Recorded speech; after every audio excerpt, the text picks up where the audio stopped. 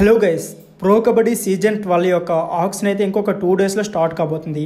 ఈసారి తెలుగు టైటన్స్ యొక్క వ్యూహం ఎలా ఉండబోతుంది, అంతేకాకుండా తెలుగు టైటన్స్ ఈ ఆక్షన్లో ఎవరిని టార్గెట్ చేసే ఛాన్స్ అయితే ఉంటుంది.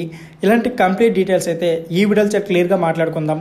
దానికంటే ముందు మీకు ప్రో కబడ్డీ సంబంధించి ఏ చిన్న అప్డేట్ వచ్చినా సరే నాన్ స్టాప్గా మన ఛానల్లో వీడియోస్ వస్తూనే ఉంటాయి. సో వీడియోస్ మిస్ కాకుండా ఉండాలి అనుకుంటే మాత్రం మన ఎల్ఫై స్పోర్ట్స్ ఛానల్ని సబ్స్క్రైబ్ చేయడం మర్చిపోకండి. అంతేకాకుండా వీడియో చూస్తున్న ప్రతి ఒక్కరు కూడా వీడియోకి అయితే లైక్ చేసుకోండి.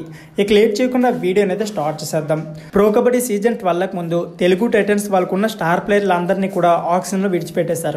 కేవలం యంగ్ ప్లేయర్లను మాత్రమే తన వెంట అంటిపెట్టుకున్నారు. ఈసారి వాళ్ళ వ్యూహం ఖచ్చితంగా ఒకళ్ళిద్దరు స్టార్ ప్లేయర్ని తీసుకొని మిగతా వాళ్ళందరినీ కూడా యంగ్ ప్లేయర్ని తీసుకునే ఛాన్స్ అయితే ఉంటుంది. అంతేకాకుండా ప్రో కబడ్డీ సీజన్ 12 ఆక్షన్లో చాలా రసవత్తంగా జరగబోతుంది.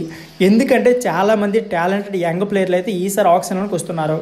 అంతేకాకుండా లాస్ట్ ఇయర్ అన్సోల్డ్గా మిగిలిన ప్లేయర్లు కూడా ఈ ఇయర్ అయితే మంచి ఫామ్తో వస్తున్నారు.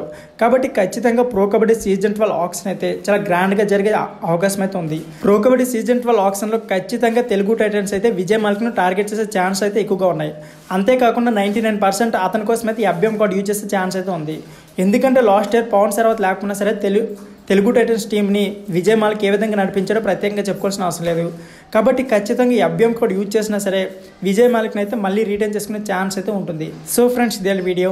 ఈ వీడియో నచ్చితే please like share and subscribe my channel. Thank you for watching. ఈసారి తెలుగు టైటన్స్ ఆక్షన్లో ఎవరిని బై చేస్తే బాగుంటుంది అనుకుంటున్నారో మీ అభిప్రాయాన్ని కామెంట్ బాక్స్లో కామెంట్ చేయండి.